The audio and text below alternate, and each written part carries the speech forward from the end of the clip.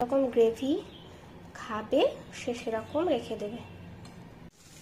দেখো বন্ধুরা, ওই গ্রেভিটা শুকিয়ে পুরো এই যে তেল ছাড়তে শুরু করে দিয়েছে, এইরকম অবস্থা মানে পুরো হয়ে গেছে। এবারে গ্যাস অফ করে রেখে দেবো।